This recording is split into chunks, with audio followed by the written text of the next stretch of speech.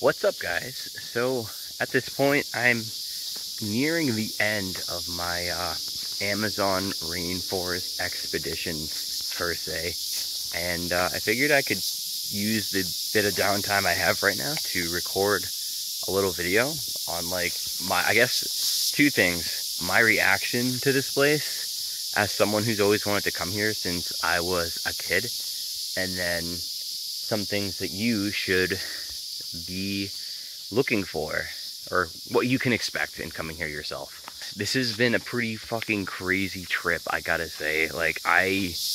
I didn't know what to expect. It's just kind of somewhere that I cliche would be like, oh, I've always wanted to go to the rainforest. And yeah, I don't know if you can hear the high-pitched freaking screaming or whatever you want to call it in the video, but one thing that I didn't know what to expect were the freaking cicadas. They're so damn loud, and there's hundreds of them all over the place. So that's a thing. What else? The humidity. I could never have prepared for this humidity in my fucking life. It is insane. And the only other place I've been to compare is fucking Guatemala. I went to 3 different ecosystems, but this is definitely takes the cake. And I could never have imagined it being so humid here. I said that weird. So humid here. Those are 2 things I didn't know what to expect. The other thing was the fucking rain. So ironically, it didn't rain for most of this trip up until 2 days ago.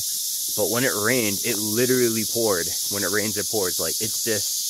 It was crazy. You have to be prepared for rain constantly, even if you don't think it is gonna rain, because I got caught in rain twice last night with my electronics being my camera and shit, and at the moment I'm waiting for it to dry, and I have it in a watertight bag, hoping that, everything's good. But after this, I'm gonna go break it out and hopefully it's good. But you want to bring a waterproof bag, and you want to have all your electronics in there and have that shit sealed, because my regular hiking backpack is currently drenched, so that wasn't the move. And apparently they sell really good waterproof bags in general. So yeah, that's something you want to buy. What else can I tell you guys? Well, I'll say that the animals here are not just gonna, throw themselves at you, unless you're really lucky and that animal is a bushmaster and you want to see that. But other than that, they're not gonna just throw themselves at you. You gotta go looking for them, and that might seem obvious, but yeah, the animals here are pretty hard to find. I just went into the brush yesterday with one of my friends on this trip, and we were looking for frogs, and we didn't find shit, but our guides, we went with 2 guides, they found 4 or 5 individuals, 3 different species of poison dart frogs, but we didn't individually find anything. And this whole trip, I've only personally spotted 2 things: a lizard and a coral snake. Granted, I'm proud of that coral snake, but yeah, shit's hard to find. Guides are definitely invaluable here if you want to find anything, period. And I'm grateful for the guides on this trip, because they are awesome. They really know their shit. And yeah, I mean, I don't know if I could survive living here long term or anything. There are some other people on social media that do that, and it's crazy. And yeah, in terms of clothes and shit, I have a set of 5 or 6 shirts like this that are long sleeve, and then some shirts that are short sleeved. And you definitely want something that's more on the baggier side, and maybe meant for I'll try to throw some pictures of shirts that I was wearing where I felt the most comfortable. But you need something that is bite resistant, because that's the other thing. The mosquitoes here are fucking relentless. Thank God this area is malaria free, or just no reported cases of malaria, because I've probably gotten several hundred bites. Maybe, I don't know, maybe that's an exaggeration, but at least I want to say throughout the duration of this trip, 100 bites. And it's just crazy because we have bug nets inside of our cabins.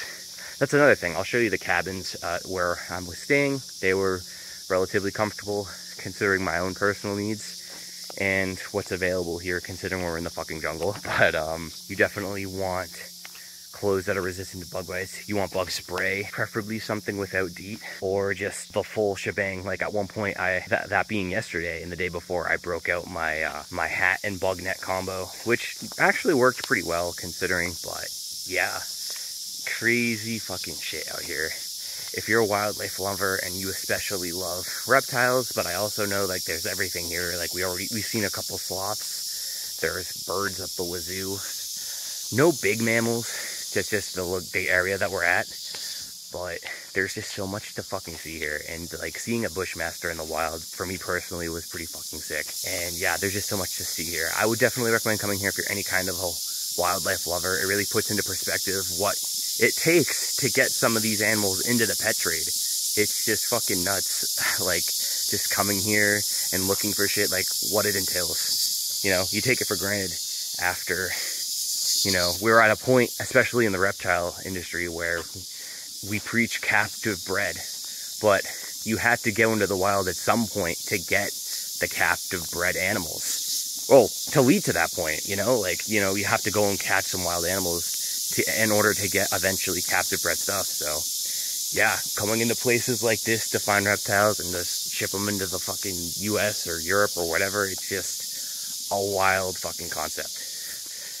At least now, me saying that now that I've experienced this intense humidity here in the Peruvian Amazon. I don't know if I mentioned I've been in Peru yet, but yeah, to recap, some things to be aware of when you're coming into the Amazon is you want to bring bug resistant clothes and bug spray, preferably without DEET, something on the natural side that just works really strongly. I was recently in Thailand, so I had this just left over because I barely used it. You want to be prepared for noisy animals like these cicadas, and they like come out in waves, you know, they pulsate. You want to be prepared for rain always. You want to have waterproof bags for your electronics. You want to bring waders. I didn't mention that.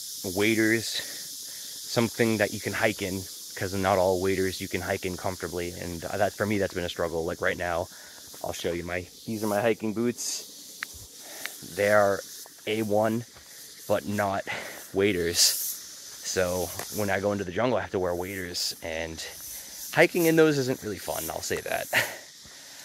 And, oh, something else I can add is the trails in our area. That's something that coming from the US, especially hiking in the White Mountains of New Hampshire, we have trails. We're not bushwhacking. Here, we were literally behind someone bushwhacking, like in real time. And our guide, Mikey, shout out to him, was like bushwhacking a couple trails yesterday in the fucking rain last night. So that was fun. But yeah, all right. I think I'll call it here. I think I have given you guys all the value I can think of in this moment, but I'm definitely going to post this with minimal editing. I know there's some ums and stuff I'm going to clip out, but like I'm going to post this as it is soon enough. So yeah, I hope you got some value out of this video, and I'll catch you guys on the next one. I know my content's been all over the fucking place, but yeah, I'll catch you on the next one. One more thing I wanted to add is I stopped vlogging stuff towards like a few days into the trip. Shocker, because that's what's always happened to me when I try to vlog stuff. But it's because this time it was because there wasn't anything super exciting after the first few days. Honestly, like we found most of our target species right away, and then as the trip went on, I just started posting more of my stuff to Instagram. So if you're interested in the other stuff that went on, check out my personal Instagram. I'll link it here. I have like a few different Instagrams, one for reptile and animal content, one that's just my personal one that ends up being travel, and then a photography one. But I mean, yeah, I probably would have made more sense for me to post this to my reptile Instagram. But either way, I have all of the reels on like a highlight reel, so you can check that out at that Instagram.